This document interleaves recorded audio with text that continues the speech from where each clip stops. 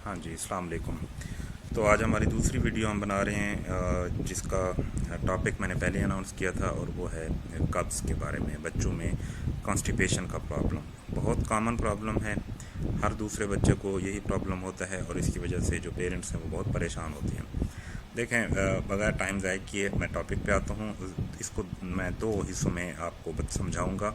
पहला है कि इसकी वजूहात क्या होती हैं और दूसरा फिर उसका जो मुमकिन इलाज है वो क्या हो सकता है। देखें, पहले 1 से 2 महीने के अंदर बच्चों में जो कब्ज़ होती है उसकी कोई ना कोई रीज़न होती है, बीमारी होती है, जिसमें बच्चों की बीमारियां जैसे हार्ट डिजीज़ है। इसी तरह से कुछ बच्चों में जो एनस की पोजीशन है वो नॉर्मल नहीं होती, जिसको हम मेल पोजीशन एनस या एंटीरियरली प्लेस्ड एनस कहते हैं। तो वो तो हो गई एक बीमारी है, एक प्रॉब्लम है। हम उसके बारे में डिस्कस अभी नहीं कर रहे, हम वो डिस्कस कर रहे हैं जो एक कॉमन नॉर्मल बच्चों में कब्ज़ होती है। देखिए, 40% जो कब्ज़ है वो 1 साल की उम्र में ही बच्चों में शुरू हो जाती है और सबसे ज़्यादा बच्चों में कब्ज़ की प्रॉब्लम होती है वो 2 से 4 साल की उम्र में होती है। उसके बाद फिर आहिस्ता आहिस्ता सेटल होना शुरू हो जाती है। अब इसकी वजूहात क्या हैं, क्यों होती है बच्चों में कब्ज़? देखिए, शुरू में जो सबसे पहली रीज़न स्टार्ट होती है छोटे बच्चों में वो होती है कि जब बच्चे मदर फीड से शिफ्ट होते हैं बॉटल फीड के ऊपर। मुख्तलिफ़ वजूहात हैं, माएँ जो है बच्चों को बॉटल फीड शुरू कर देती हैं। तो बॉटल फीड जब स्टार्ट होती है तो उसकी वजह से कॉन्स्टिपेशन होती है। उसकी मेन रीज़न ये होती हैं कि प्रॉपर फीड नहीं होती। फार्मूला मिल्क कोई शुरू कर देते हैं, पाउडर जो दूध हैं उनकी अपनी एक कह लें कि खसूसियत होती है कि वो कॉन्स्टिपेशन करते हैं। जितने भी डब्बे वाले दूध हैं ये सारे कॉन्स्टिपेशन करते हैं। तीसरी बात आ जाती है कि जो कुछ माएँ होती हैं जो खुला दूध शुरू कर देती हैं और उसमें पानी डालती हैं। उनका पानी डालने का मकसद ये होता है कि बच्चे को हज़म हो जाएगा। देखिए, ऐसा कुछ नहीं है पानी में कि जो बच्चे को दूध हज़म करने में मदद करे। जो दूध के अंदर प्रोटीन्स हैं जो हज़म होती हैं या नहीं होती, ये बच्चे के पेट के ऊपर डिपेंड करता है। पानी का उन प्रोटीन्स के ऊपर कोई इफ़ेक्ट, कोई असर नहीं होता। अगर वो होनी है तो वो पानी के बगैर भी हो जाएंगी। तो पानी का उल्टा नुकसान ये होता है कि बच्चे का मैदा भर जाता है, भूख कम लगती है उसको, जिसकी वजह से जो थोड़ा बहुत दूध होता है वो हज़म हो जाता है और बच्चा जो है वो कॉन्स्टिपेटेड रहता है, उसको कब्ज़ होना शुरू हो जाती है। फिर कुछ माँ ये करती हैं कि बच्चे जो है वो बॉटल फीड नहीं पीते तो उसमें चीनी डालना शुरू कर देती हैं। चीनी डालने से भी कब्ज़ होती है, वो खुद कॉन्स्टिपेशन करता है।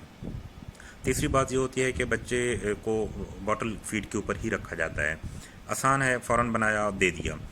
तो बच्चा 6 महीने का हो गया, 9 महीने का हो गया, साल का हो गया, 1.5 साल का हो गया, दूध भी पीता रहता है और वो उसको फीडर बना बना के देती रहती हैं।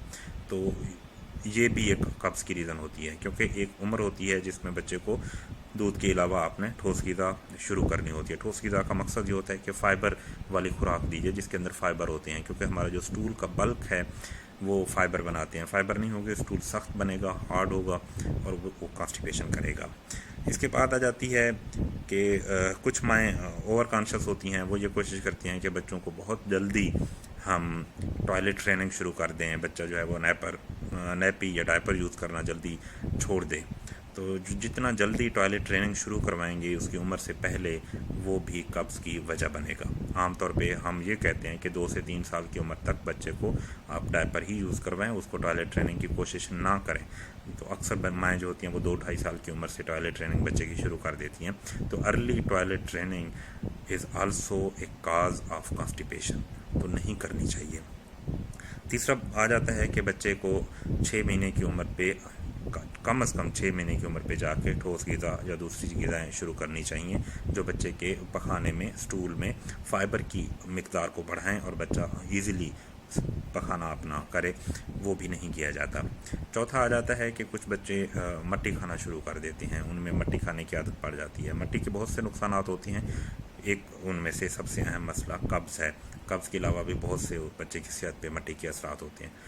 नेक्स्ट आ जाता है कि जो बच्चा थोड़ा सा बड़ा होता है उसको बाज़ार की चीज़ें शुरू करवा देते हैं। ये लेज़ हैं, सलामटियाँ, ये चटपटी चीज़ें जो हैं बच्चे ये खाना शुरू कर देते हैं। ये भी कब्ज़ करती हैं, कब्ज़ की वजह बनती हैं। ठीक है, ये क्यों वजह बनती हैं ये फिर एक लंबा टॉपिक है, लेकिन इनसे भी कब्ज़ होती है।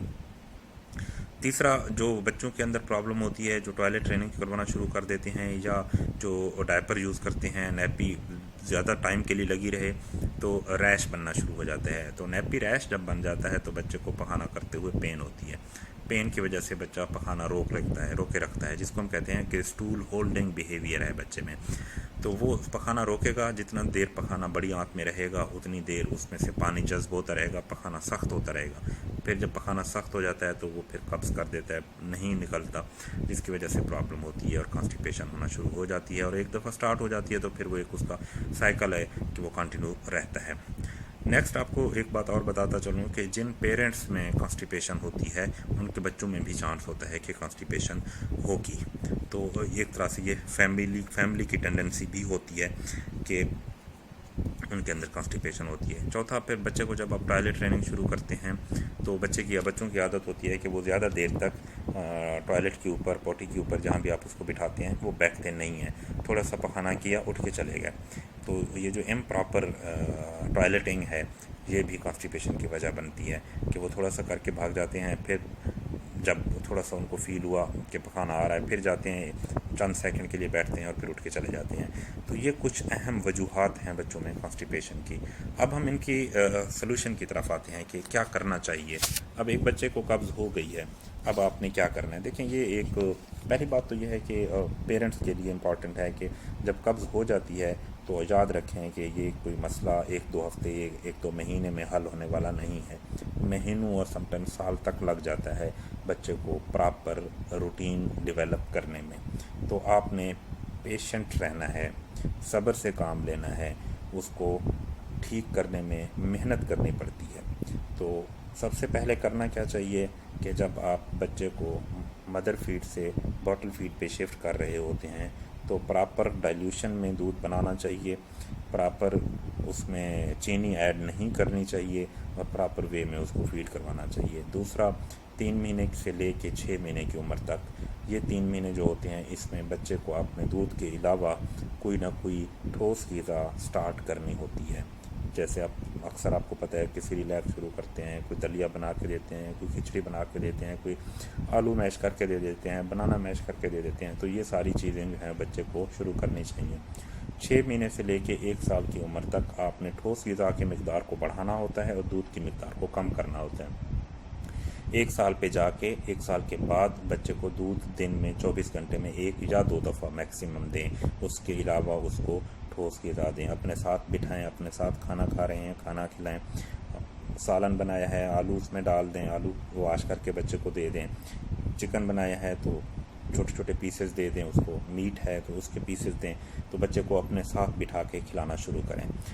ये जो रोटी होती है ये इस्तेमाल करें। घर में कोशिश करें कि जो रिफ़ाइंड आटा है, सफ़ेद आटा है, वो इस्तेमाल ना करें। चक्की का आटा इस्तेमाल करें, छाने ना उसको, बगैर छाने आटा इस्तेमाल कर सकते हैं। छोटे बड़ों सब के लिए ये अहम होता है और अच्छी सेहत के लिए ज़रूरी है। तो रोटी बच्चे को देना शुरू कर दें। जो बाज़ार की चीज़ें जैसे ब्रेड है, केक है, ये चीज़ें बच्चे को ना दें, बल्कि बेहतर तो ये है कि कोई भी ना इस्तेमाल करे, क्योंकि ये खुद कॉन्स्टिपेशन करते हैं और फिर बड़ी आंत की बीमारियां बड़ों में भी होना शुरू हो जाती हैं। तो बाज़ार की ये ब्रेड, केक्स, ये बाकी जो रस्क वगैरह हैं ये इस्तेमाल ना करवाएं। बच्चे को रोटी की आदत डालें। फ्रूट्स हैं, जैसे कोई भी फ्रूट है सारे दें, कोई फ्रूट नुकसान नहीं देता। बच्चे की जो हैबिट है वो अच्छी बनती है उससे। तो ये हो गया खुराक के बारे में। बाज़ार की चीज़ें ना दें बच्चे को, लेज़, सलांटियाँ, चिप्स वगैरह ये टोटल बंद कर दें। इनका नुकसान ये होता है कि ये बच्चे की भूख ख़त्म कर देती हैं। बच्चे को भूख नहीं लगती, फिर अब भूख नहीं लगती तो आप दूध दे देते हैं, तो और कोई चीज़ बच्चा नहीं खाता, तो फिर जो सॉलिड जो फाइबर डाइट है वो बच्चे के पेट में नहीं जाती, जिसकी वजह से बच्चे को कब्ज़ हो जाती है। तीसरा प्रॉब्लम आता है कि जब बच्चे को नैपी रैश हो जाता है तो रैश तो फ़ौरन आप इलाज करवा लेते हैं, क्रीमें लगा के रैश तो ठीक हो जाता है, कब्ज़ ठीक नहीं होती। होता यह है कि बच्चे के अंदर जब बड़ी आंत में पखाना पड़ा रहता है ज़्यादा देर, वहाँ से पानी जज्ब हो जाता है तो हार्ड स्टूल बन जाता है, पखाना बहुत सख्त हो जाता है वहाँ पे।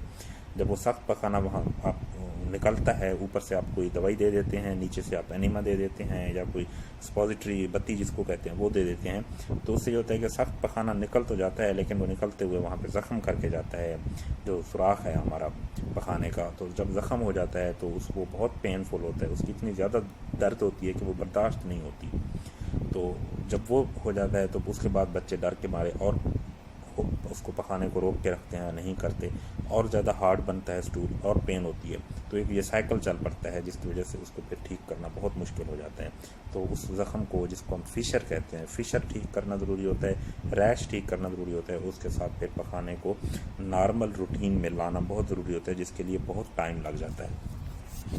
इसके अलावा जो बच्चे की नॉर्मल हैबिट है खुराक की, वो करवाना बहुत ज़रूरी है। देखिए, जब एक दफ़ा सख्त पखाना बन जाता है, उसके बाद उस सख्त पखाने को तो आपने निकाल दिया, उसके बाद उसको नॉर्मल पैटर्न पे लाना बहुत ज़रूरी होता है। कोशिश करें बच्चा मट्टी ना खाए, मट्टी से परहेज़ करें। कोशिश करें बाज़ार की चीज़ें बच्चा ना खाए। कोशिश करें बच्चे को अच्छी खुराक दें, जिसके घर की खुराक दें, घर की चीज़ें दें, ठीक है, जिसमें फ़ाइबर वाली मिक़दार ज़्यादा हो, फल फ्रूट और सब्ज़ियाँ ज़्यादा हों। ये बहुत ज़्यादा ज़रूरी होता है। अब एक दफ़ा कब्ज़ हो गई है, अब क्या करें? ठीक है, ये तो प्रिवेंट करने के लिए चीज़ें होती हैं। अब हो गई है कब्ज़, देखें, जब कब्ज़ हो जाती है तो उसके 2-3 फेजेस होते हैं। पहला फेज़ ये होता है कि आपने उस कब्ज़ को रिलीव करना है, उस पखाने को जो अंदर सख्त हुआ निकालना है। उसके बाद उसको बच्चे को मेंटेन करना है, एक मेंटेनेंस थेरेपी चलानी है। देखें, बच्चे को जो पखाना हार्ड हुआ है उसको निकालने के 2-3 तरीके हैं। एक तो ये है कि आप एनिमा दे देते हैं, हाँ, पखाना निकल जाता है। दूसरा यह है कि बच्चे को उसको सिरप पिला देते हैं, मुख्तलिफ़ किस्म के सिरप हैं, मैं नाम किसी कंपनी का नहीं लूँगा, तो सिरप पिला देते हैं जो बच्चे को पखाना निकाल देते हैं। ठीक है। तीसरा होता है कि फिंगर के साथ एग्ज़ामिनेशन करते हैं डॉक्टर्स, जो अंदर सख्त पखाना होता है उसको फिंगर से तोड़ के वहाँ से निकाल देते हैं। तो ये मुख्तलिफ़ तरीके हैं, ये तो निकल जाते हैं। उसके बाद मसला ये होता है कि एक दफ़ा निकल गया, उसके बाद पेरेंट्स जो है वो उसका इलाज छोड़ देते हैं कि जी बच्चा बस ठीक है, ख़त्म हो गया। ऐसा बिल्कुल नहीं करना होता।